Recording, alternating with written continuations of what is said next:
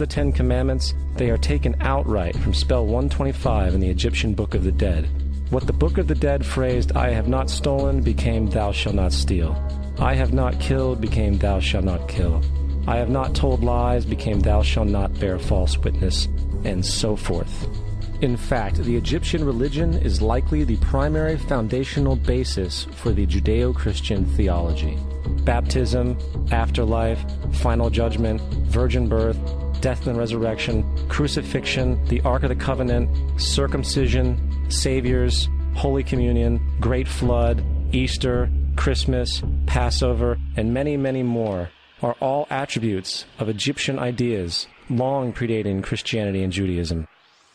Justin Martyr, one of the first Christian historians and defenders, wrote, "When we say that he, Jesus Christ, our teacher, was produced without sexual union, was crucified and died and rose again and ascended into heaven, we propound nothing different from what you believe regarding those who you esteem sons of Jupiter."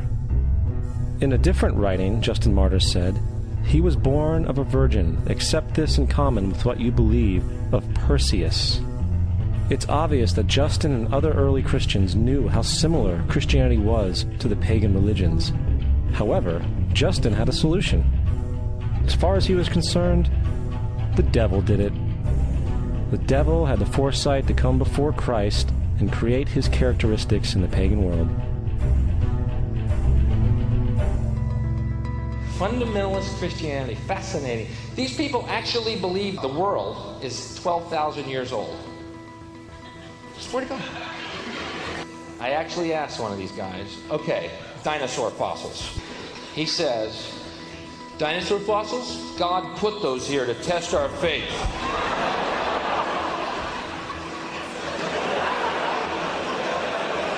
I think God put you here to test my faith, dude.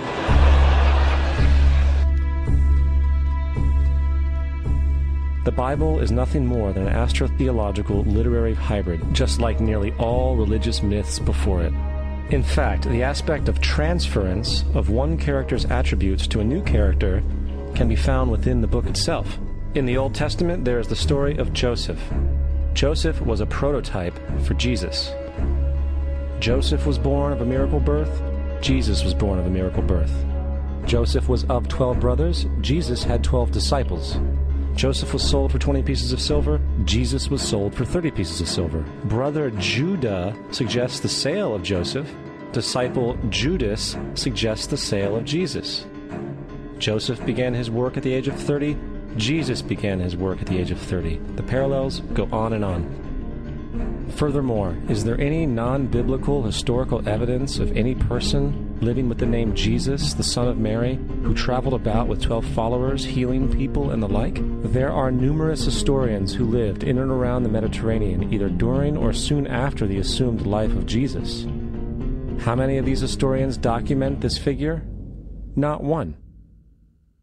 However, to be fair, that doesn't mean defenders of the historical Jesus haven't claimed the contrary. 4 historians are typically referenced to justify Jesus' existence. Pliny the Younger, Suetonius, and Tacitus are the first 3.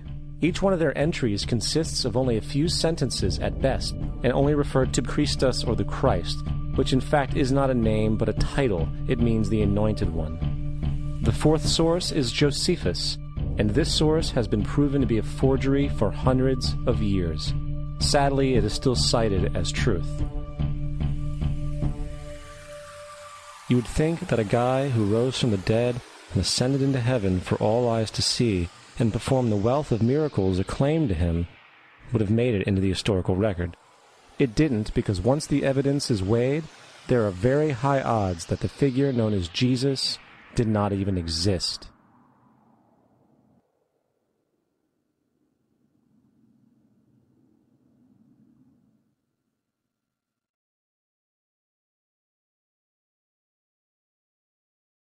We don't want to be unkind, but we want to be factual.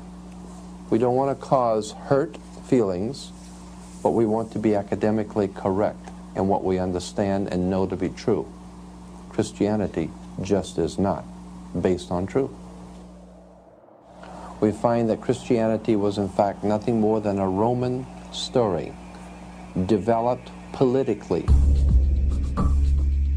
The reality is, Jesus was the solar deity of the Gnostic Christian sect, and like all other pagan gods, he was a mythical figure.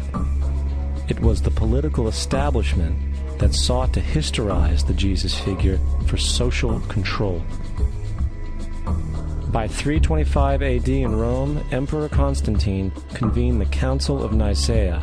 It was during this meeting that the politically motivated Christian doctrines were established, and thus began a long history of Christian bloodshed and spiritual fraud. And for the next 1600 years, the Vatican maintained a political stranglehold on all of Europe, leading to such joyous periods as the Dark Ages, along with enlightening events such as the Crusades and the Inquisition.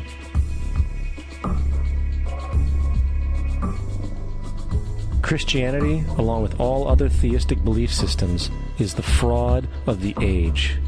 It serves to detach the species from the natural world, and likewise each other. It supports blind submission to authority. It reduces human responsibility to the effect that God controls everything, and in turn awful crimes can be justified in the name of a divine pursuit. And most importantly, it empowers those who know the truth, but use the myth to manipulate and control societies.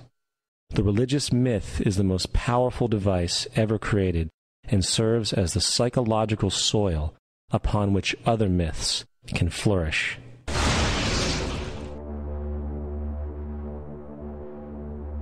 A myth is an idea that, while widely believed, is false. In a deeper sense, in the religious sense, a myth serves as an orienting and mobilizing story for a people.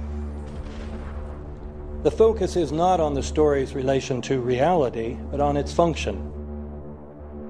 A story cannot function unless it is believed to be true in the community or the nation. It is not a matter of debate. If some people have the bad taste to raise the question of the truth of the sacred story, the keepers of the faith do not enter into debate with them. They ignore them or denounce them as blasphemers. It is wrong, blasphemous, and sinful for you to suggest, imply, or help other people come to the conclusion that the U.S. government killed 3,000 of its own citizens.